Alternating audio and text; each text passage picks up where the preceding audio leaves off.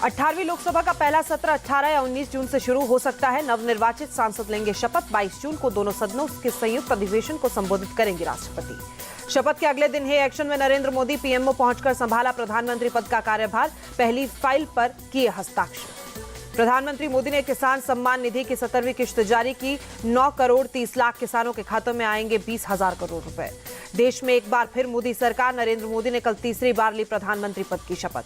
PM Modi के साथ इस बार भारी भरकम मंत्रिपरिषद, 30 कैबिनेट, 5 स्वतंत्र प्रभार और 36 राज्य मंत्रियों ने शपथ ली। राजनाथ सिंह, अमित शाह, नितिन गडकरी फिर बने कैबिनेट मंत्री। निर्मला सीतारमण और एस जयशंकर ने भी मंत्री पद की शपथ ली। बीजेपी अध्यक्ष जेपी नड्डा की केंद्रीय मंत्रिमंडल में वापसी, मंत्री पद की शपथ ली। कनाडा पीएम जस्टिन ट्रूडो ने पीएम मोदी को बधाई दी। बोले दोनों देशों के संबंध और मजबूत करने के लिए साथ काम करने को तैयार। पीएम मोदी ने भी आभार जताया। हिमाचल सीएम जयराम ठाकुर ने पीएम मोदी को बधाई दी। बोले पीएम मोदी को तीसरे कार्यकाल की बहुत बहुत बधाई। जनता ने मोदी के काम पर भरोसा जताया। केंद्रीय मंत्री राजभूषण चौधरी का बयान। बोले मंत्रियों के साथ बैठक में पीएम ने कहा कि मेरे पास चेहरा चमकाने की जरूरत नहीं, जनता के लिए काम करते रहें। केंद्रीय मंत्री पद की शपथ लेने के बाद जगन्नाथ मंदिर पहुंचे धर्मेंद्र प्रधान। मंदिर में पूजा अर्चना कर आशीर्वाद दिया। मंत्री बनने के बाद बोले धर्मेंद्र प्रधान, देश में जिम्मेदारी फिर पीएम मोदी के हाथ में आई है। देश को विकसित बनाने के लिए तेजी से काम किया जाएगा। यूपी सीएम योगी आदित्यनाथ दिल्ली में अमित शाह के घर पहुंचे। चुनाव परिणामों के बाद शाह और योगी की पहली मुलाकात। यूपी सीएम योगी आदित्यनाथ ने नितिन गडकरी और राजनाथ सिंह से मुलाकात की। केंद्रीय कैबिनेट मंत्री बनने की शुभकामनाएं दी। सुप्रीम कोर्ट से आम आदमी पार्टी को आंशिक राहत। दिल्ली स्थित पार्टी दफ्तर खाली करने के लिए 10 अगस्त तक का समय मांगा। पहले 15 जून तक खाली करने का आदेश दिया गया था। दिल्ली में एस जयशंकर और मालदीव के राष्ट्रपति मोहम्मद मुइज्जू की मुलाकात हुई। दोनों नेताओं के बीच कई अहम मुद्दों पर चर्चा की गई। केंद्रीय मंत्री एस जयशंकर ने दिल्ली में बांग्लादेश की पीएम शेख हसीना से मुलाकात की। कई मुद्दों पर चर्चा की गई। दिल्ली में एस जयशंकर ने नेपाल पीएम पुष्प कमल दहल से मुलाकात की। दोनों नेताओं के बीच कई मुद्दों पर चर्चा हुई। पश्चिम बंगाल में चुनाव बाद हिंसा जारी। मुर्शिदाबाद में अज्ञात हमलावरों ने बाइक पर सवार टीएमसी कार्यकर्ता की गोली मारकर हत्या की।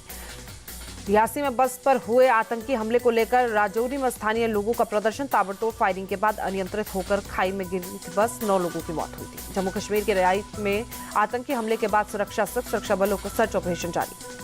जम्मू कश्मीर के रियासी में हुए आतंकी हमले की जांच के लिए एनआईए की टीम गठित। घटनास्थल का मुआयना किया गया। रियासी आतंकी हमले की जांच में तेजी लाई गई। घटनास्थल पर जांच के लिए पहुंची एसआईए की टीम। रियासी में आतंकियों ने श्रद्धालुओं को ले जा रही बस पर कल किया था हमला। 9 लोगों की मौत हुई थी। 33 लोग घायल बताए जा रहे हैं। शुरुआती रिपोर्ट में सामने आई जानकारी, शिवखोरी से कटरा जा रही थी बस। आतंकवादियों ने गोलीबारी की। बस चालक के संतुलन खोने से बस खाई में गिरी। रियासी आतंकी हमले पर एसएसपी मोहित शर्मा का बयान। बोली चश्मदीदों के मुताबिक 2 आतंकियों ने बस पर फायरिंग की। आतंकियों की तलाशी के लिए 5 टीमों का गठन किया गया। रियासी में आतंकवादी हमले में घायल लोगों को जम्मू के सरकारी अस्पताल में भर्ती करवाया गया। डॉक्टरों की निगरानी में इलाज चल रहा है।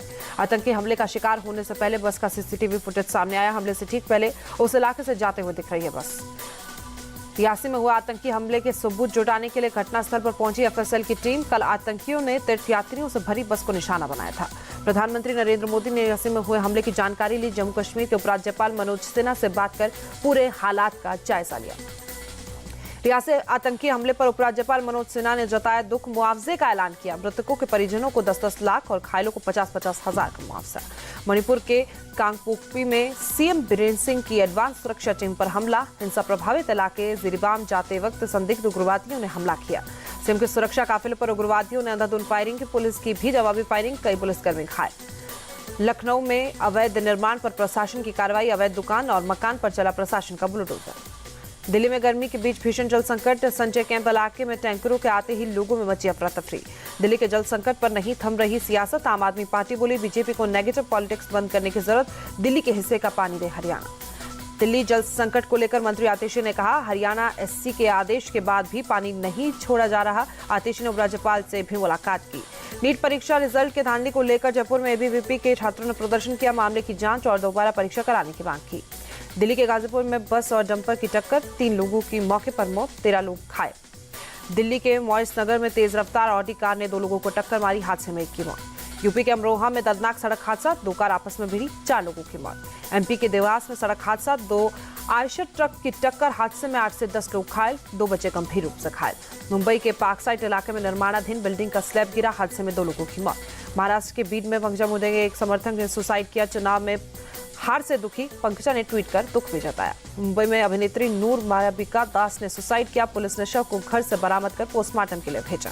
फतेहपुर में पुलिस और बदमाशों के बीच मुठभेड़। पुलिस ने 3 चोरों को गिरफ्तार किया। यूपी के लखीमपुर खीरी में घाघरा नदी में 5 लोग डूबे, 4 लोगों की मौत, 1 को बचाया गया। भरूच से शुक्रतीर्थ गांव के पाटिया में बारिश और तूफान के चलते बरगद का पेड़ गिरा, एक रिक्शा और कार दबी, 3 लोगों की मौत। गुजरात के भावनगर में बदला मौसम का मिजाज, तेज आंधी तूफान के बाद बारिश के आसार, तापमान में भारी गिरावट। सिक्किम के यागांग में भारी बारिश, सड़कें हुई जलमग्न, कई घरों में पानी घुसा, 3 लोग लापता।